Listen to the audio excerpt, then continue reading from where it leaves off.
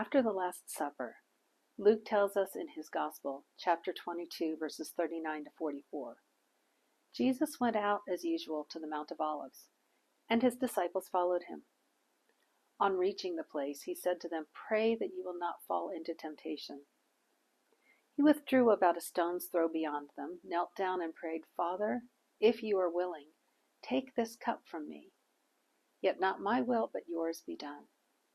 An angel from heaven appeared to him and strengthened him. And being in anguish, he prayed more earnestly, and his sweat was like drops of blood falling to the ground.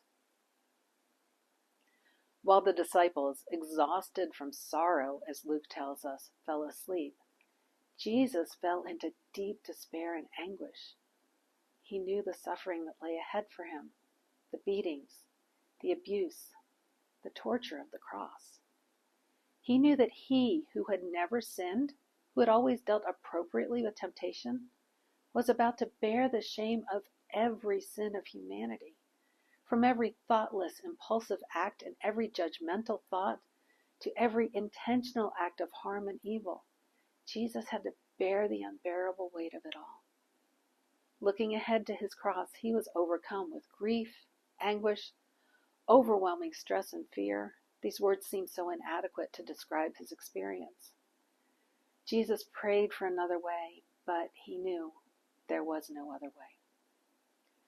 I'm reminded powerfully of Hebrews 4:15, which says, "For we do not have a high priest who is unable to empathize with our weaknesses, but we have one who has been tempted in every way, just as we are, yet he did not sin."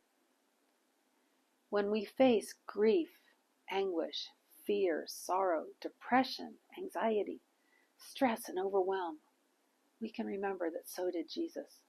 He is empathetic and compassionate towards us. As Jesus suffered in this emotional turmoil in the Garden of Gethsemane, Luke tells us that an angel came to give him strength. In the same way, when we suffer, the writer of Hebrews says, "Let us then approach God's throne of grace with confidence, so that we may receive mercy and find grace to help us in our time of need." Please don't take this promise lightly, because Jesus suffered and experienced a fully human life, and because he is fully divinely powerful, he offers mercy and grace. His grace overcomes what is impossible for us. Today, are you suffering? Jesus understands. Are you caught up in a swirl of emotions? Jesus knows. Are you burdened by the expectation of others or a weight of responsibility? Jesus gets it, and he offers you grace and mercy in the midst of your anguish. I encourage you today to take time to be honest with Jesus and with yourself. Find some space to explore your feelings and what may lay underneath them.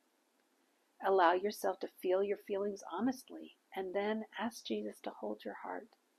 Know that he understands and cares for you, and invite him into whatever is going on right now.